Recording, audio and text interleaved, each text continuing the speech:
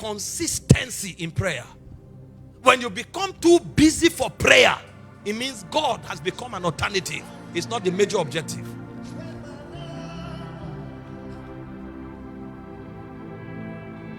I'm not saying you attended a prayer meeting. I'm not saying you prayed once in a while. I'm talking consistency. Because anything that is central in your life, you do it on a daily basis. And so if you are looking for a man, listen, this is not just about I occupy a position in church.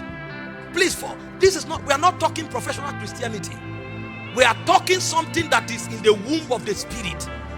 It's something that is sacred in your heart. All of us serve God in church, and it's a great honor. But hear me, you can be serving in church and you are dead in the spirit. If your prayer altar is gone, you are no longer deliberate in your pursuit of God. And so those who are purposeful, they know where they meet God. They know the hour they meet God. In Acts of the Apostles chapter 3 verse 1, the Bible said they were going to the temple to pray at the hour of prayer. So the church, they prayed so much that they had an hour for prayer. And everybody will shut down everything to be there. Because it was their place of encounter. They will not trade it for anything. In 1 Thessalonians 5:7, they say, pray without ceasing. If I'm the one you are seeking, then you keep engaging me. You keep engaging my hand. You keep communicating with me. You can't tell me you are deliberate about seeking me and you talk to me once in a while. Sometimes when you call, I may be too busy, because I will face those who are serious about me. And so when you find a purposeful believer in his pursuit of God, he shows in his prayer altar. In the days of the patriarchs, men were thrown into the fire for praying, for refusing to bow to any other thing but God. In the days of the patriarchs, when they wanted to set a Christian up, they used prayer to set him up. We know this man must pray, so pass a decree that nobody should pray to any other God. God said, listen, I would rather stop being a senator.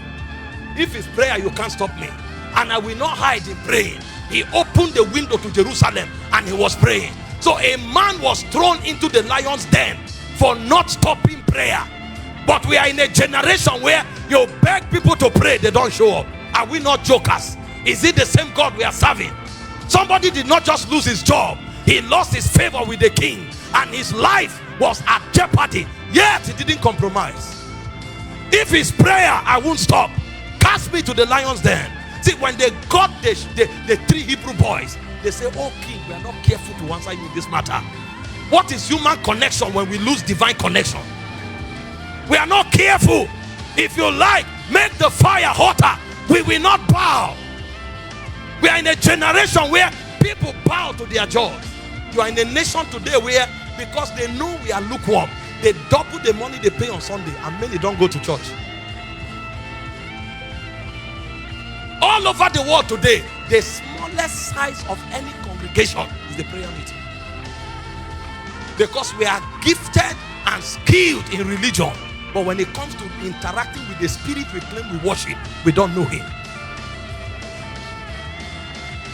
A generation must become angry. A generation must become angry. I won't be told the story of God until I leave this world. I won't be told. John said that which was from the beginning, which we heard, but we got tired of hearing others tell us about him. So we handled him, we touched him, we engaged him for ourselves. A point must come as a Christian.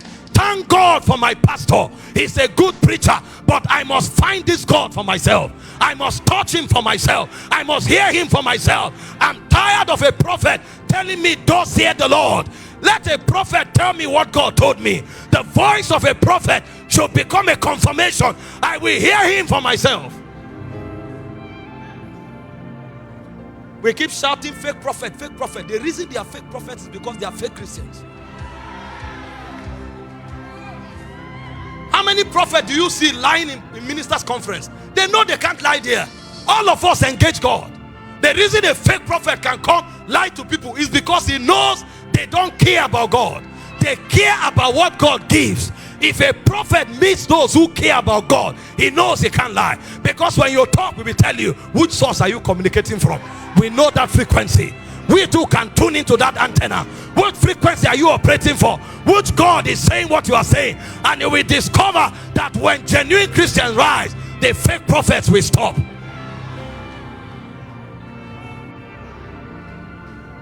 You call for miracle service, see the crowd, but call for prayer meeting.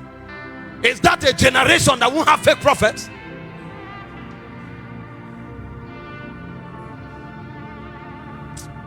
You know, messages like this can't be taught. It's a body.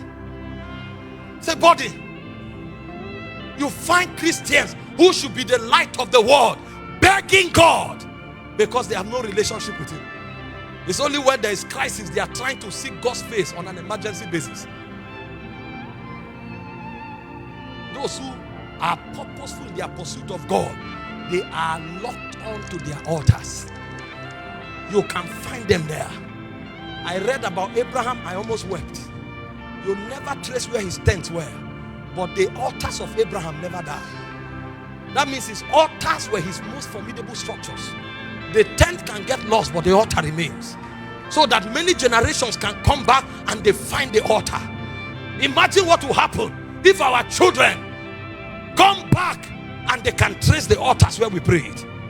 Even when the house is old, when they enter the room where you encounter God, the pillar of his presence will still be standing, and the God of the fathers will become the God of the children. No heritage in the spirit, because we don't have people who seek God with purpose.